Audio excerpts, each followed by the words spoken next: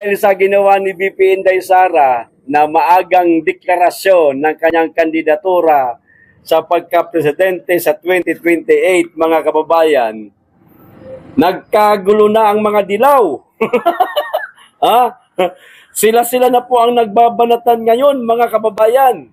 Kung kahapon, mga kongresista sa House of Representatives, tila nagkagulo dahil nga doon sa maagang deklarasyon ni VP Inday Sara.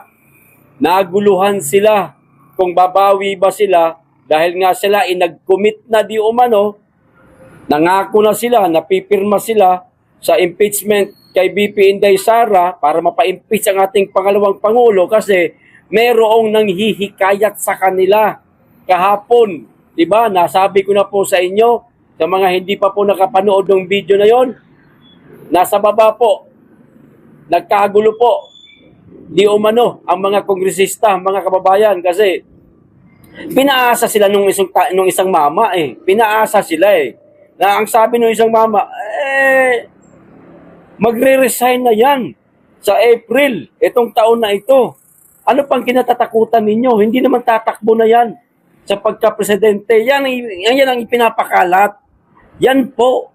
Ayan ang ipinapakalat ng isang mama na yon, na hindi na daw tatakbo si Inday Sara, magre-resign na daw ngayong Abril ng taong ito, o para makahikayat sila ng mga pipirma sa impeachment laban sa ating pangalawang Pangulo. Nalaman ng ating VP Inday Sara na ganun ang ipinapakalat itong isang mama na ito. O di nagdeklara siya ng maaga, kaya ayun. Sa pagdeklara ng maaga ni VP Inday Sara, nagkagulo sa House of Representatives. Aba, ano ba totoo talaga? Akala ba natin hindi tatakbo si Inday at magre-resign? Bakit ngayon may sa press briefing niya sinabi niyang tatakbo sa 2028? Nagkagulo sila. Maaaring mababago po, mga kababayan, malaki ang pagbabago dito sa darating na impeachment sa ating pangalawang Pangulo. Wala nang pipirma niyan. Kung meron man, iilan na lang po, hindi ho nila makukuha ang 1/3. Yun nga lang mabuo nila yung 1/3. Hirap na hirap nga silang maabuo Hindi nga nila mabuo-buo. Kaya nga, gumagawa na lang sila ng istorya para maka-inganyo sila, makahatak sila, at merong mag-commit sa kanila na, sige, pipirma na lang kami sa impeachment. Yun nga ang ginawa nilang istorya. Magre-resign si Inday, hindi natatakbo. Kabaliktaran po ang nangyari Yun. Yung 25 katao na karagdagan sa 1/3, hinahanap pa nila. Kahapon yun ngayon, nagdeklara na yung ating pangalawang Pangulo. Ano nangyari? Yung 25, baka naging 50, nag-back out yung iba. Baka sigurado yan, mga kababayan. Sigurado yan. Yung mga nag-commit na, napipirma sila sa impeachment ni Inday. Sigurado yan. Nag-back out na yan. Hindi na itutuloy yan. Alam nyo naman po ang politika, mga kababayan. Laro po ito. Maraming laro sa politika. Ngayon, kakampi kita, bukas kalaban na kita. Alam na po natin yan. Ngayon, nag-commit ka na susundin mo yung gusto namin. Bukas. O baka mamaya lang. Ilang oras lang mababago na. Yung mga napag-usapan ninyo. Ganyan po ang politika. Kaya, hindi malabong mangyari na yung Kamara ngayon, sobrang divided na po, mga kababayan. Sobrang divided na at marami nang magsisipagtalunan sa kampo ng ating pangalawang Pangulo. Sigurado, ganyan po ang politika. Ngayon, dito na po tayo sa pag-uusapan po natin, mga kababayan. Bakit ko nasabi kanina na kahit mga dilawan, nagkagulo dahil sa maagang deklarasyon ni VP Inday Sara. Eto, mga kababayan, si Trillanes, si Trillanes, binabanata na si Bam Aquino. Ito po ang sabi ni ni Trillanes. Marami tayong pag-uusapan ha, kaya tune in lang po kayo, walang bibitaw. Maganda po itong mga susunod na pag-uusapan pa natin. So ito, papogi lang, sabi ni Trillanes, papogi lang daw. Hindi, sige. Tinawag ni dating Senator Antonio Trillanes the fourth na puro papogi sa mga DDS si Senator Bam Aquino matapos nitong ipahayag na nararapat sa korte sa korte ng Pilipinas litisin ang mga individual na sangkot sa extrajudicial killing ng Administrasyong Duterte at hindi sa ibang bansa. Yun naman talaga ang nararapat, Trillanes. Huwag kang magpakabobo. Ganito, anak ng...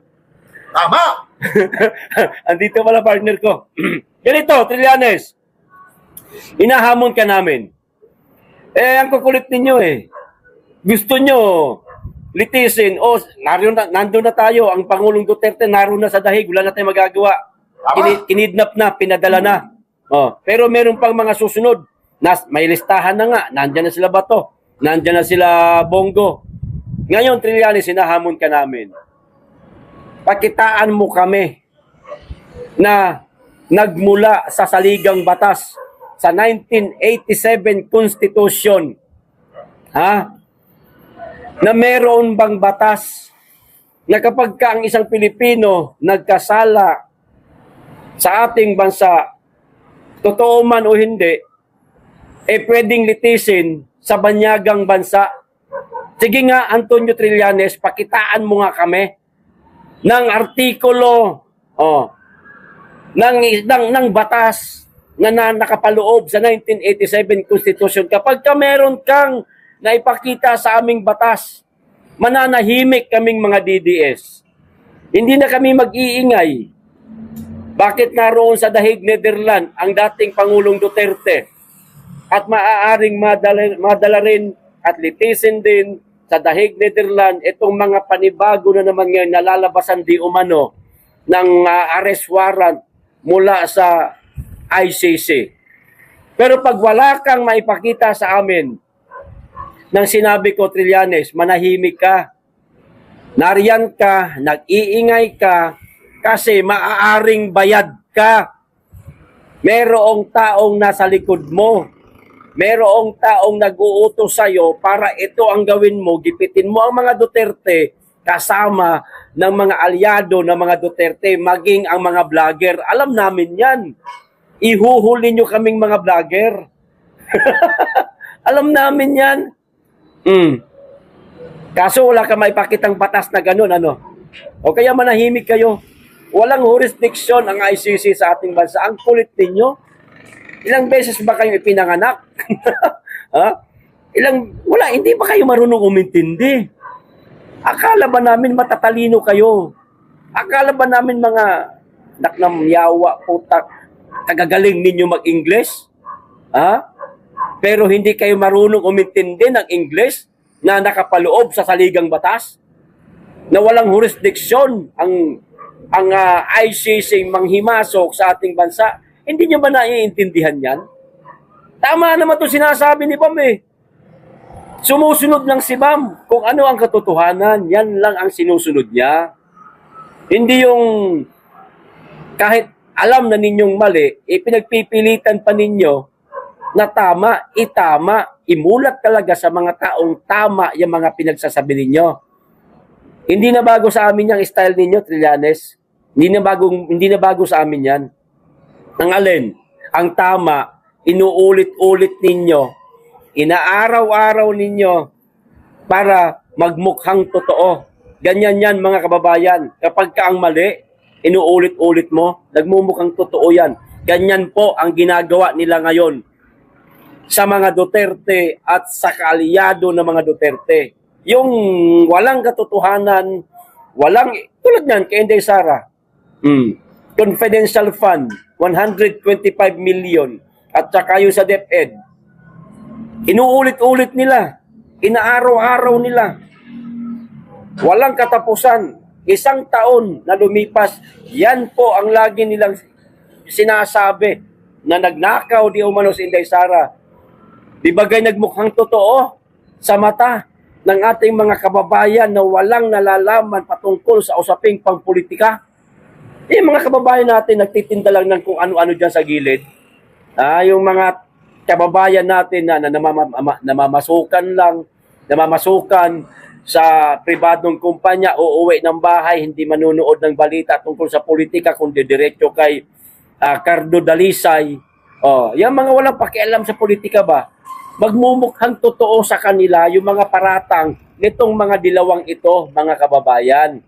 Mga paninira nila kay Inday Sara, nagmumukhang totoo yan. Kasi nga, inuulit-ulit nila. Walang pinagkaiba yan sa kapitbahay mong chismosa. Kung daw ikaw, sumakay ka lang ng motor na angkas, para pumunta ng palengke, may bibilihin ka, nakita ka ng kapitbahay mo, nag-aabang ng jeep o tricycle. Ikaw nakahawak ng ganito sa driver. Siyempre, para safety nga naman, di ka mahulog, naninigurado ka sa kaligtasan mo, hawak ka sa tiyan, nakaakap kang ganon. Napicturean ng kapitbahay. Hala, si Maring Esther, eto, may picture na picturean ko kanina. Anong ginagawa? Hala, grabe yakap niya sa angkas, baka jowa niya yon. Yung ganon, ulitin niya sa mga kapitbahay niya, ikwento yan, hanggang sa maging chismis yan, magmumukhang totoo yan. Ganyan po ang ginagawa ngayon ng grupo nila Trillanes, nila De Lima, lahat yan sila. Kahit mga Makabayan Black. Alam nila na ganyan lang pagsira sa tao. Mga propagandista itong mga ito 50 taon na po silang propagandista. Gumagawa ho sila ng propaganda, mga kababayan, para pasamain ang imahe ng isang tao, para matalo ho nila sa isang eleksyon. Katulad dito sa Inday Sara, napakalakas, front runner, higit sa lahat, nagdeklara na. Lalo pa po nila itong didiinan. Akala ho ninyo matatapos ito? Halimbawa man, hindi magtagumpay yung impeachment kay Inday Sara, mga kababayan. Akala nyo ho ba matatapos na? Hindi pa po matatapos. Hanggat hindi po magiging presidente si Inday Sara, tuloy-tuloy pa po ito. Tuloy-tuloy pa po itong paninira sa mga Duterte. Asahan na po natin yan.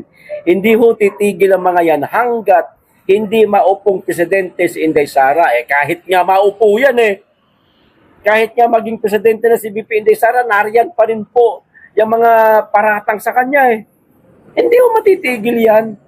Kasi ganyan po ang politika, siraan, batuhan ng putik. Ngayon, kung ikaw matino, nakasuporta sa mga politikong karapat-dapat suportahan sa palagay mo kasi matino ang ginagawa nitong politician na ito, panindigan mo yan. Mamili ka rin ng politikong tapat, mamuno, malinis, hindi magnanakaw, walang iba katulad ng mga Duterte. Ganyan. Kung pipili ka rin lang, Trillanes pa, nako, huwag ka nang bumoto sa susunod na halalan. Yan, papogi lang daw, sabi ni Trillanes, nainis na siya kay Bam Aquino, na bad trip siya sa mga katropa niya, mga kababayan. Hala sige, kayo magbanatan dyan. Kayo magbatukan. Magbanatan kayo araw-araw. Para masiyahan naman kami habang kumakain kaming popcorn, pinagtatawanan namin kayo, mga animal kayo.